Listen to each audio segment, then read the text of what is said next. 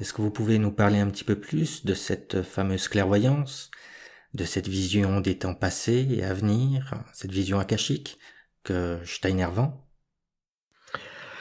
Oui, bien sûr.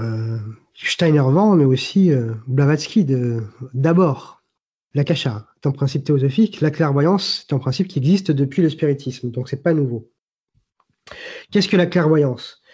C'est l'outil principal du médium pour investiguer dans les mondes suprasensibles, c'est-à-dire ce qui est au-delà du sensible, du physique, du matériel.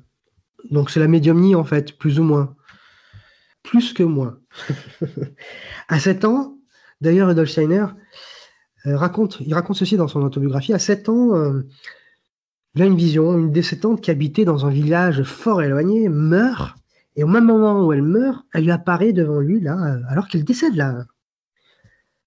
Il le dit à ses parents lui disent chut, chut, tais-toi, là, faut pas que ça se sache, sinon on va te prendre pour un fou.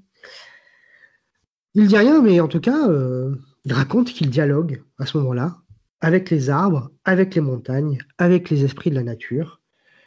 C'est ce que Rudolf Steiner va appeler la clairvoyance innée, qui se perd les enfants jusqu'à l'âge de 5 ans. C'est pour ça que dans les écoles Steiner-Waldorf, on dit aux enfants qu'il ne faut pas qu'ils apprennent jusqu'à l'âge de 7 ans. Il faut les laisser libres de jouer. Ils sont dans leur monde, ils sont dans l'intériorité. C'est parce qu'on considère qu'ils ont probablement une clairvoyance innée. Quand on devient adulte, on est pris par l'intellectualité, etc. Il faut retrouver la clairvoyance qui n'est plus innée. Donc il faut la retrouver par des méthodes qu'il va mettre au point. Ces méthodes, on y reviendra, on va les expliquer un petit peu mieux. Donc, comme je vous l'ai dit, la clairvoyance est à la mode depuis le spiritisme.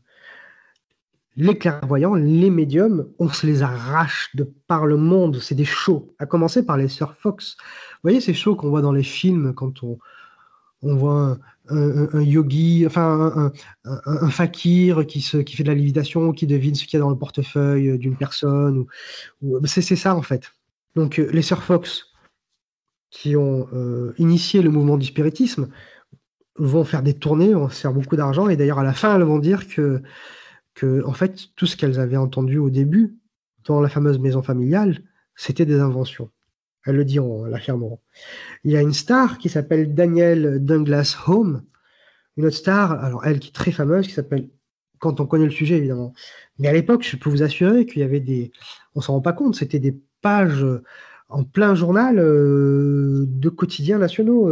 Zapia Paladino, elle faisait la une des journaux. Madame Blavatsky va se revendiquer médium. D'ailleurs, quand elle s'installe en Égypte, après avoir fui son mari, elle a une vingtaine d'années, mari qui est trop vieux, avec qui elle n'a pas consommé un mariage, parce que bon,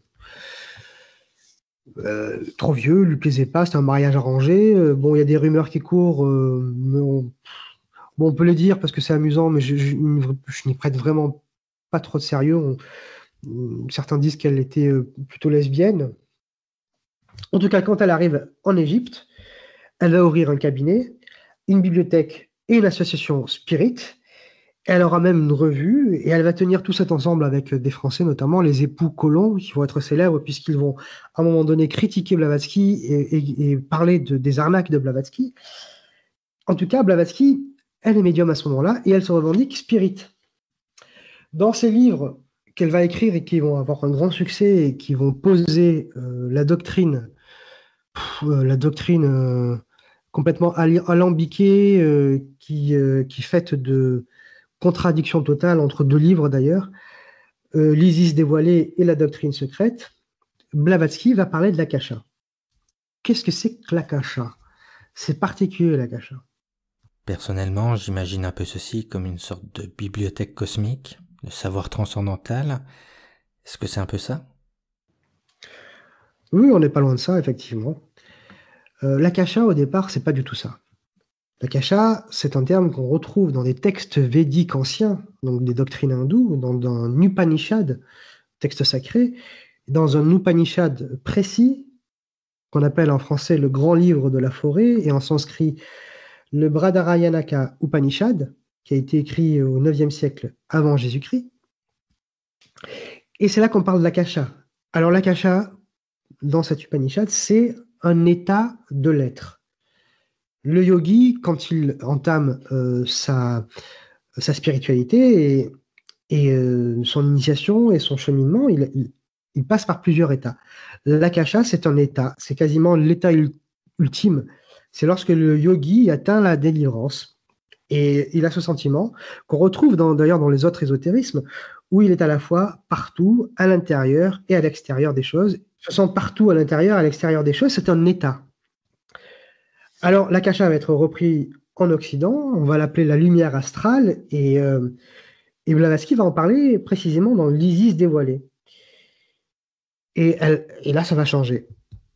Ça va complètement changer, ça va être complètement dévié. Ce qu'elle va en expliquer, c'est que l'akasha, c'est l'idée que tout est enregistré dans l'éther. L'éther, c'est une autre, comment dire, une autre dimension, dans laquelle d'ailleurs on a un corps aussi, le corps éthérique.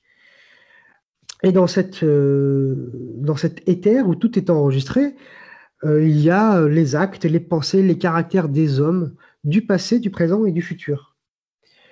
Monsieur Leadbeater, un théosophiste, va parler, lui, d'enregistrement akashique. Annie Besant va parler de télégraphe sans fil. L'akasha, on va le définir tout simplement, c'est une sorte de bibliothèque éthérique compulsable. On peut la compulser que si on est clairvoyant. Et cette bibliothèque, donc je l'ai dit tout à l'heure, tout y est enregistré, le passé, le présent, le futur. Alors forcément, quand on y a accès, on est balèze. Hein. Blavatsky y a accès et elle rapporte du coup une histoire et une évolution du monde. Quelque chose que j'ai pas dit et qui est forcément scientifique pour le coup aussi, et qui est en rapport avec l'époque, puisque il y a le darwinisme qui émerge et qui s'implante dans tous les grands esprits de la Terre, c'est que ces néo-spiritualités sont évolutionnistes. Un évolutionnisme particulier, mais il y a de l'évolution. Steiner, lui, Rudolf Steiner, il va compulser aussi, puisqu'il est clairvoyant, de naissance et par la méthode, il va pouvoir compulser cette fameuse bibliothèque éthérique qu'est l'akasha. En 1904, il fait des conférences, à cette époque il est théosophiste, sur les fameuses annales akashiques. Et c'est là qu'il va expliquer les races racines, les êtres élémentaires, la conception des corps, l'histoire du monde, la hiérarchie spirituelle. Et c'est à peu près à cette époque qu'il va sortir son fameux livre Les sciences de l'occulte. C'est ça, 1910, il me semble. Hein. Ce bouquin qui va sortir à l'époque, c'est un succès d'année des chroniques akashiques, en fait. Il est théosophiste à ce moment-là, mais il a amorcé déjà son éloignement de la société théosophique par des différenciations. Les grandes lignes de l'anthroposophie, à travers ses voyages akashiques, puisque c'est un clairvoyant, je le répète, pour que ça rentre bien dans les têtes, il va expliquer dans ce bouquin donc le devenir historique de l'humanité dans sa relation avec l'évolution du cosmos.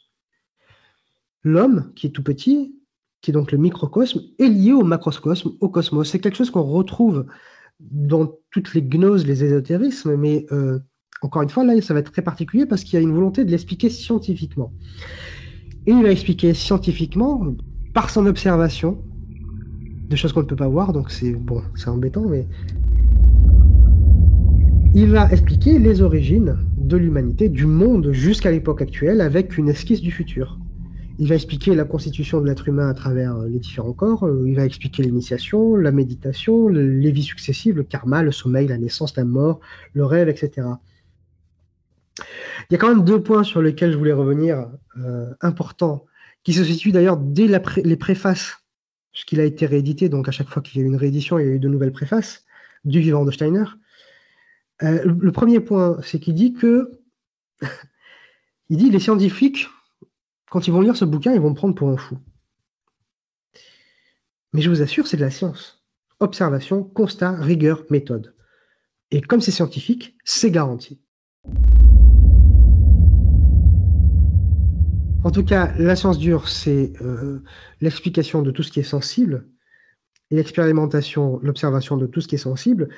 La science de Steiner, c'est celle du suprasensible. Et le deuxième point qu'on retrouve dans ces préfaces,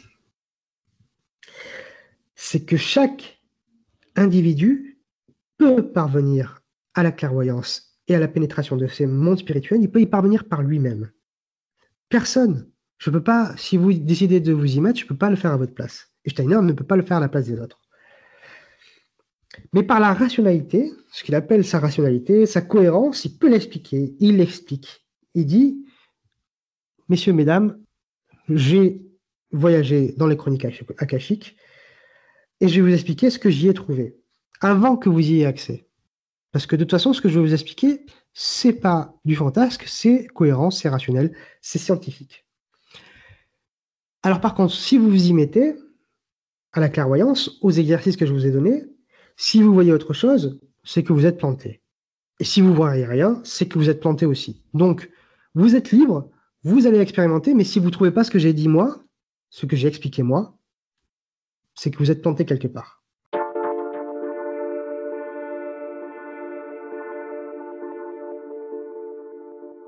Et comment en est venu justement Steiner à quitter ce mouvement théosophique? Bon, voilà. Comme je l'ai dit précédemment, il avait tendance à s'éloigner déjà au moment où il était responsable de la section allemande de la Société théosophique, parce qu'il avait des projets. Il a profité de deux choses. Des procès et des scandales de Blavatsky, mais aussi de Leadbeater. Leadbeater va être accusé de pédophilie et va être accusé en Inde de proposer au jeune homme qu'il va éduquer de se masturber pour se libérer spirituellement. Donc ça passe pas à l'époque. Il a aussi profité de l'avènement de Krishnamurti. Et là, c'est trop pour lui. Alors Krishnamurti, qui c'est on va en parler. L'affaire Krishnamurti ou l'affaire Alcyone. Sous le gouvernement d'Annie Besant, avec tous les schismes, toutes les problématiques, la société théosophique s'essouffle. Il faut retrouver un nouveau souffle.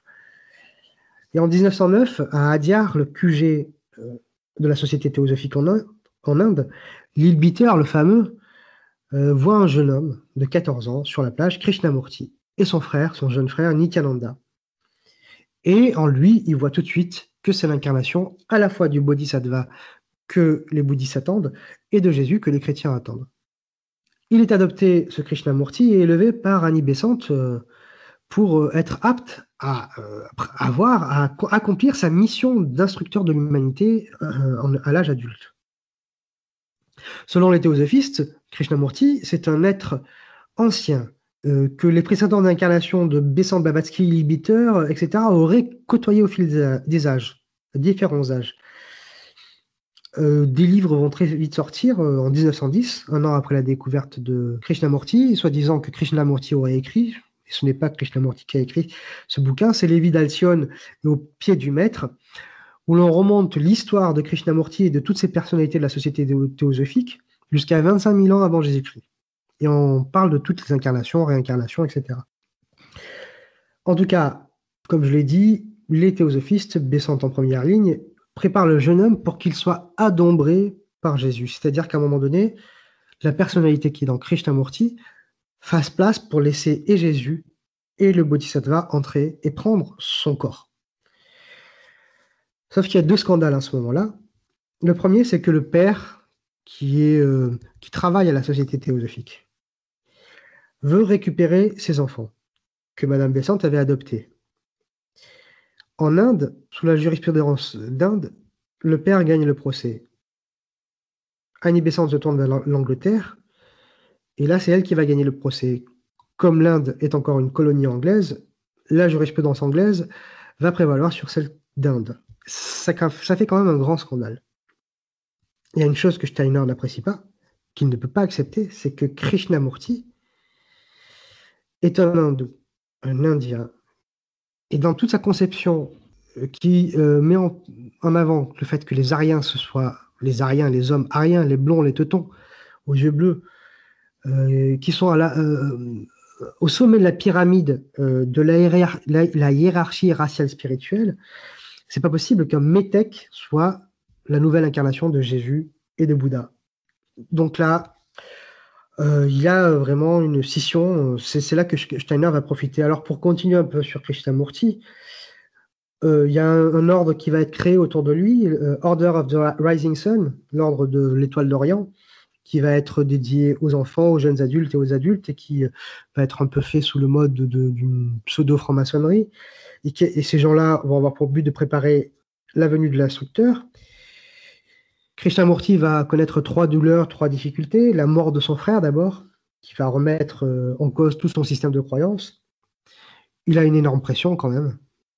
Le troisième point, c'est qu'il y a la présence d'une ambition forte à côté de lui, celle de George Arundel, qui est son précepteur quand il est enfant et qui a très envie, à la mort de Besant, de prendre la présidence de la Société théosophique. Et Krishnamurti, il en a marre.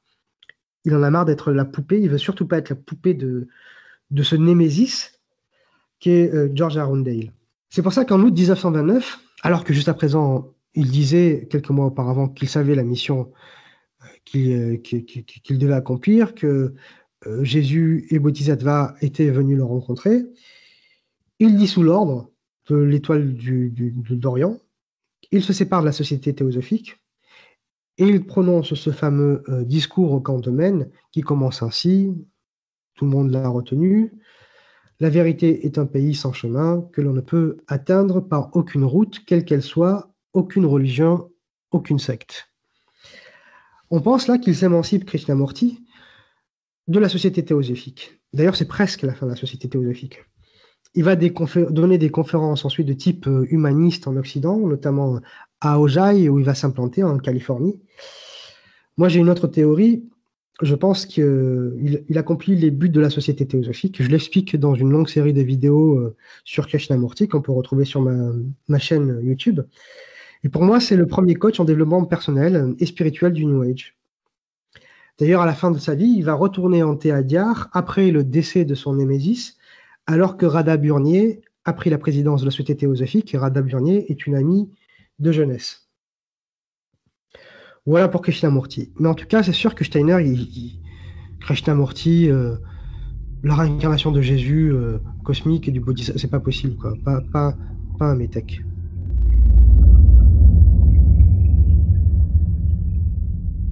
Et c'est juste à ce moment-là qu'il quitte cette société pour créer l'anthroposophie.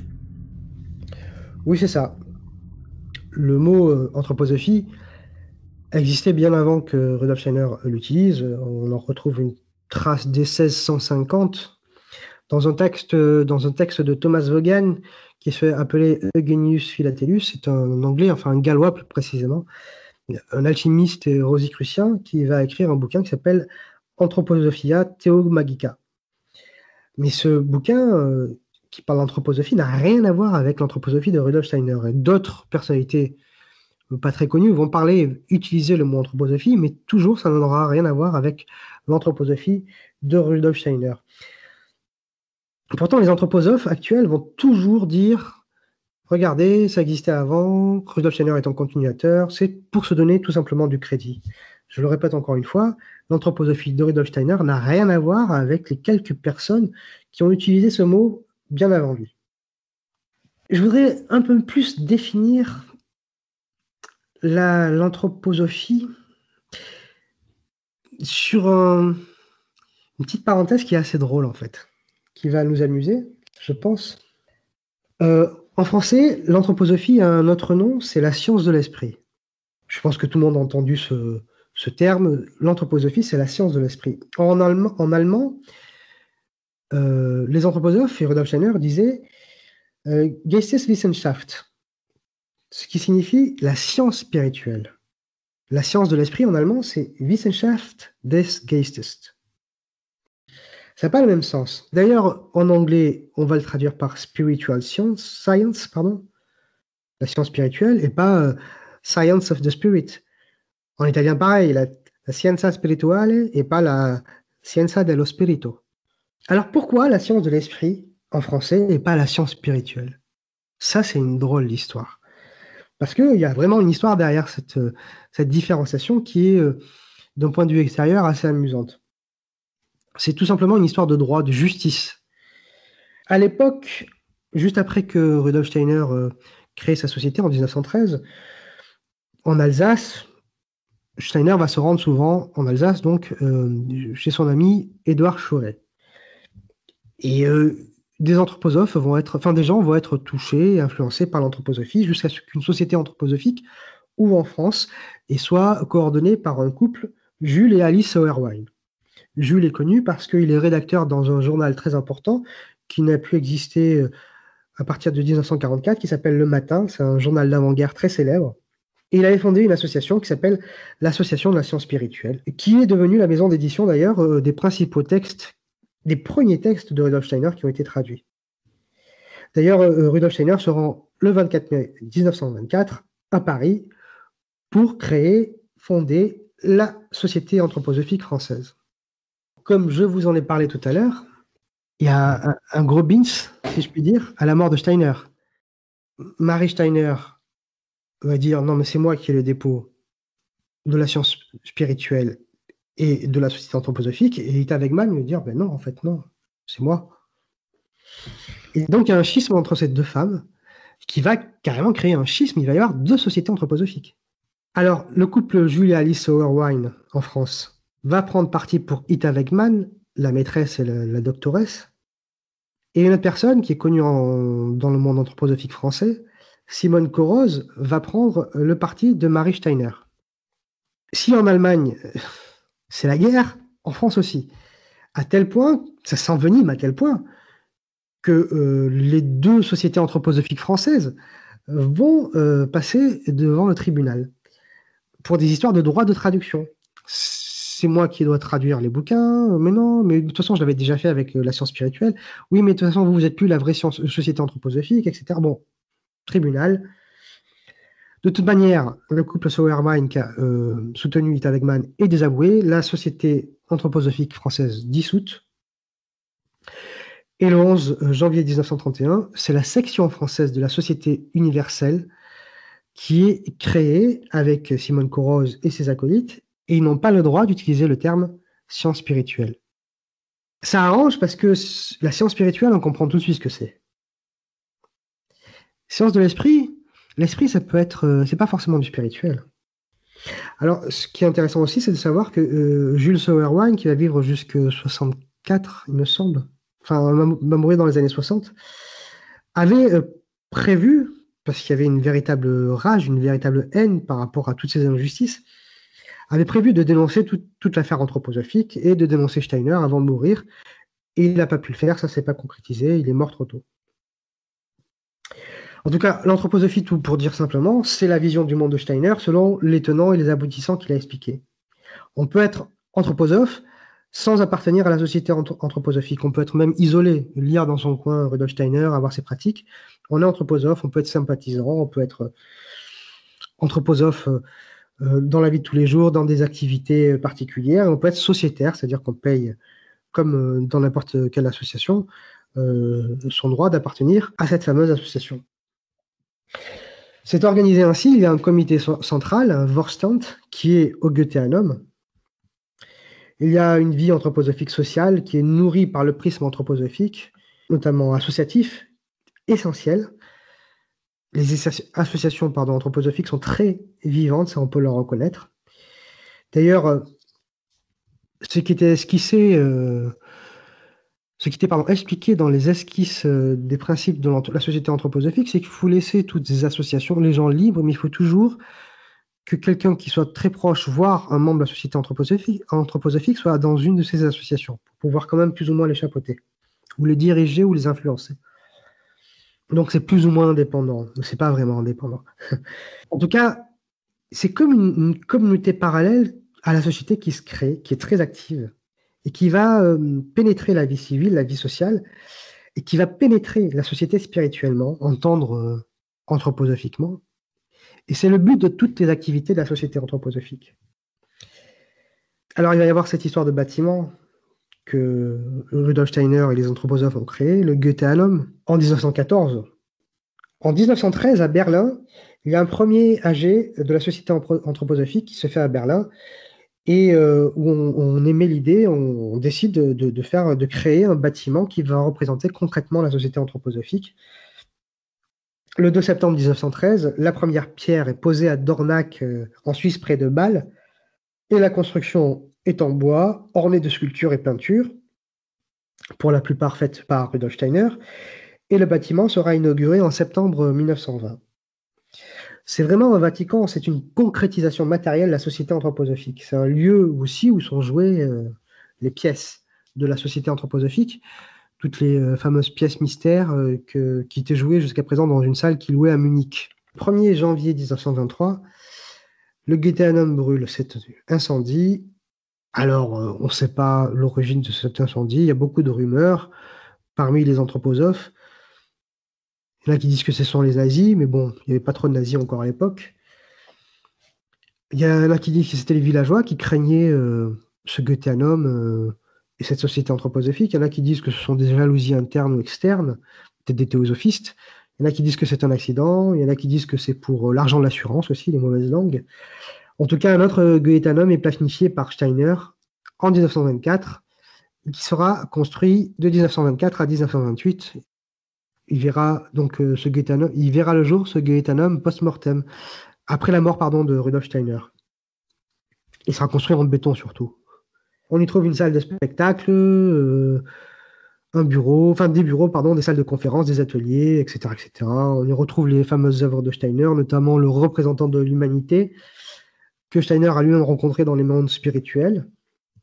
Et c'est à partir de ce lieu que l'anthroposophie va vraiment rayonner, notamment à travers ses activités annexes, la pédagogie Waldorf, la médecine anthroposophique, la biodynamie, l'économie, la triarticulation sociale, etc., etc. Mais avant de parler de cela, je pense qu'il faut vraiment entrer dans le vif du sujet de la conception du monde steinerien qu'il a aperçu grâce à sa clairvoyance et à l'akasha.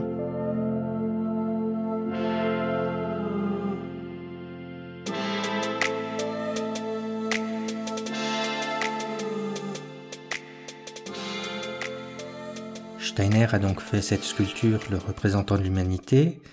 Si je me rappelle bien, c'est une des rares sculptures qui a été rescapée de l'incendie du Goetheanum. Elle représente le Christ cosmique qu'il a vu par clairvoyance. Est-ce que vous pouvez nous parler un petit peu plus de toutes les déités que Steiner a inclus dans l'anthroposophie ? Oui, on va essayer un peu de rentrer dans le moteur de la cosmogonie anthroposophique. Parce que ça, c'est très important, on n'en parle pas assez, c'est pas assez connu. Et encore une fois, c'est ce que Rudolf Steiner a vu grâce à sa clairvoyance dans les mondes akashiques et dans la pénétration des mondes spirituels. Il discute, il le dit lui-même, il discute avec les dieux. Et on oublie, quand on parle de biodynamie, de Nicole Wallerstein, c'est que tout ça est soumis à ces croyances-là. Encore une fois, c'est toujours, selon Rudolf Steiner, un exposé méthodique, scientifique, rigoureux de ce qui est au-delà du monde sensible, matériel, physique. L'anthroposophie, elle est polythéiste. C'est une première chose. Plusieurs dieux. Elle est anti-monothéiste, au possible.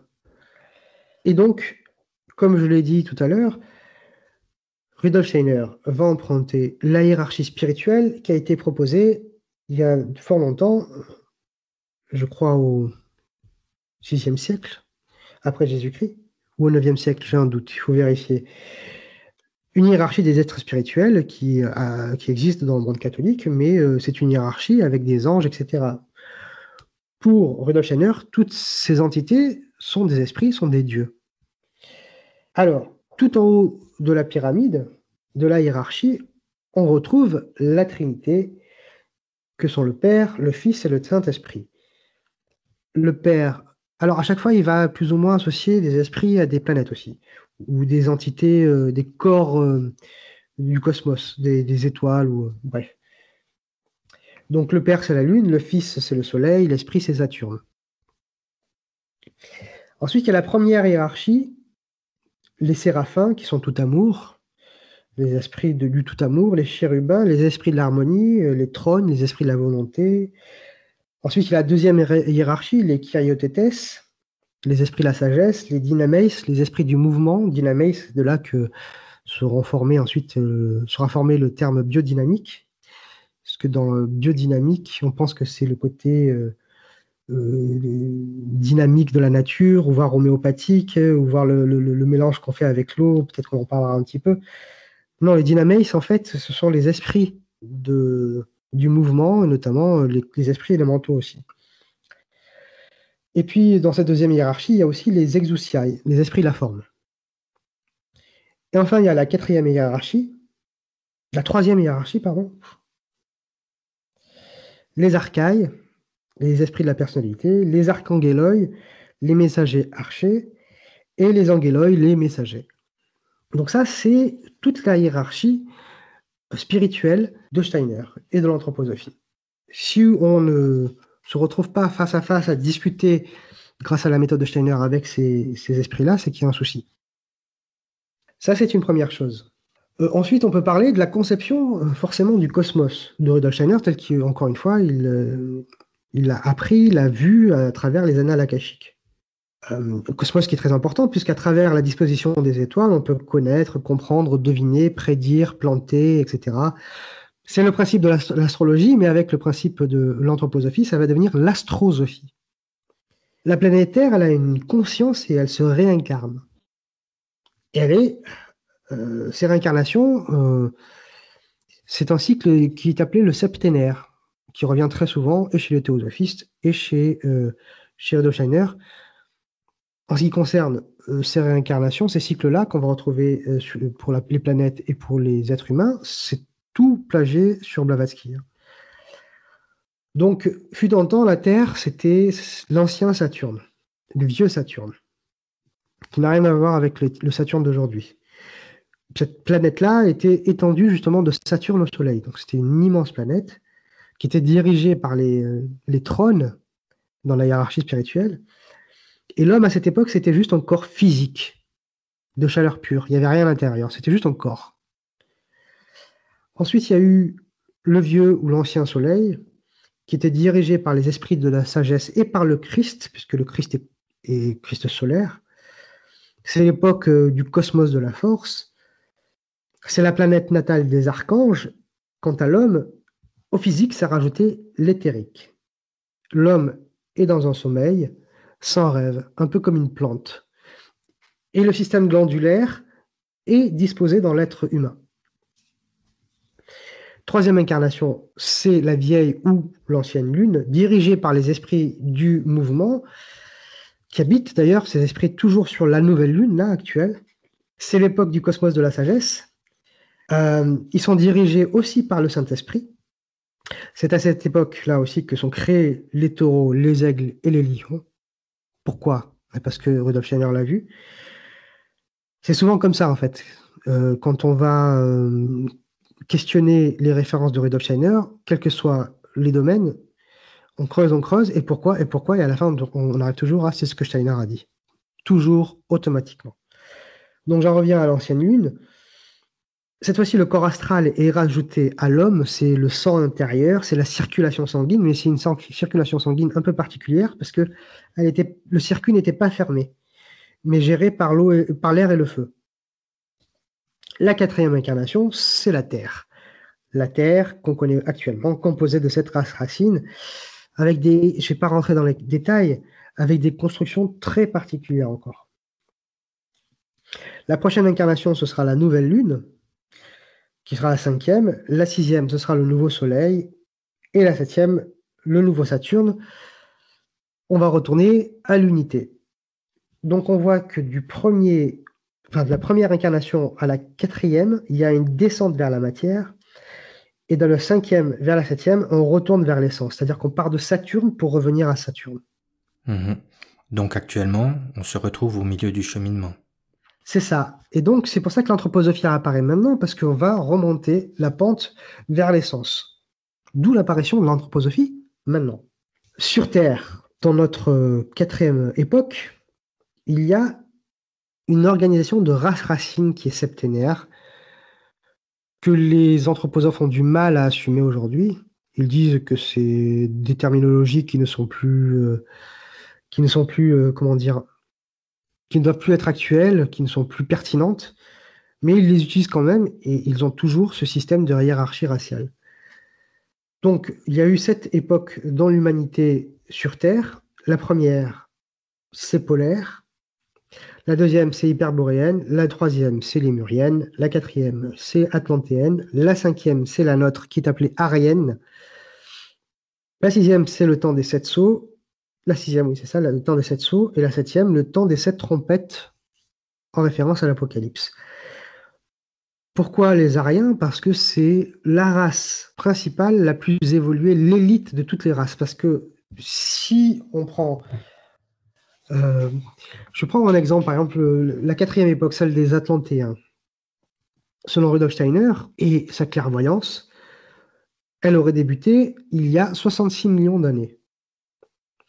Et la fin de l'ère, c'était il y a 11 700 ans. Donc pas si longtemps que ça finalement.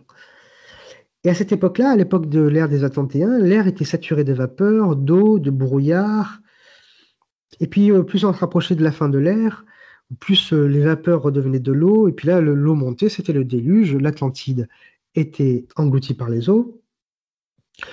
Rudolf Steiner a vu apparemment une géographie plus quantique, pour le coup, avec des continents, l'Eurasia, Laurasia, la Pangée, le Gondwana. Les Atlantes étaient des êtres lents, à queue et cartilagineux.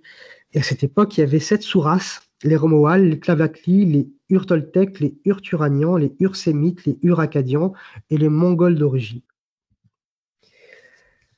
Ça, c'est pour l'époque atlantéenne. Pour la race aryenne, elle a commencé en 7227 avant Jésus-Christ et elle se terminera en 7893 après Jésus-Christ. Donc on est plus ou moins en plein milieu. La première sous-race, c'est l'indienne. La deuxième, c'est la persane primitive. La troisième, c'est l'égypto-chaldéenne. La quatrième, c'est la gréco-latine. La cinquième, c'est celle où on est maintenant, c'est la germanique anglo-saxonne qui a commencé en 1413 et qui va se terminer en 3573. La sixième, ce sera la slave, 3573 à 5733. Et la septième, ce sera l'américaine, de 5733 à 7893.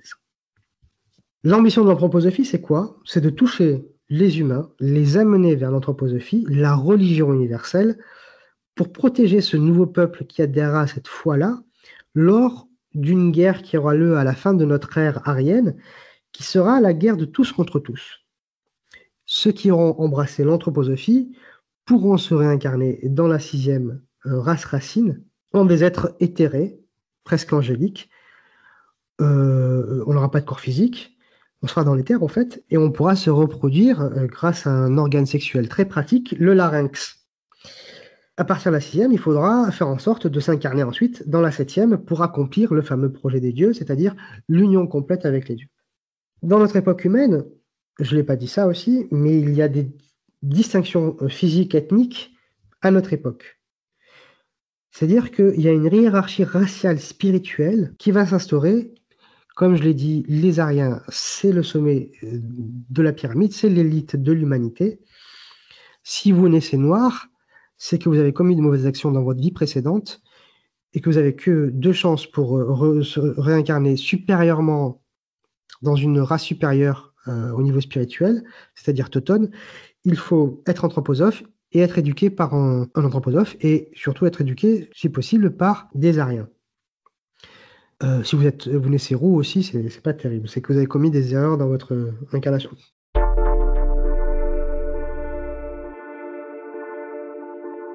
Bon, je ne vais pas rentrer dans les détails, mais déjà, je vous dis beaucoup quand même. Il y a enfin le microcosme, puisqu'on est parti de la Terre, des planètes, du cosmos, des dieux, des cosmos, et maintenant on peut parler de l'homme. Il y a un septénaire aussi. C'est la conception de l'humain. Il y a d'abord un corps physique, il y a ensuite un corps éthérique, un corps astral, le jeu, le moi spirituel, l'esprit de vie, et le corps spirituel, ça fait 7. Chacun joue un rôle sur le corps physique, le souffle, le sang, etc. Je passe les détails, je ne vais pas rentrer dans les détails de tout cela, mais en fait, toutes ces conceptions sont liées et vont être ensuite redistribuées dans toutes les activités de l'anthroposophie, c'est-à-dire que tout ce qui est sous-jacent à la biodynamie, à la médecine anthroposophique, à l'éducation Steiner-Waldorf, etc., est lié à ces croyances, ou plutôt à ces certitudes scientifiques qu'a éprouvé Rudolf Steiner dans les annales akashiques.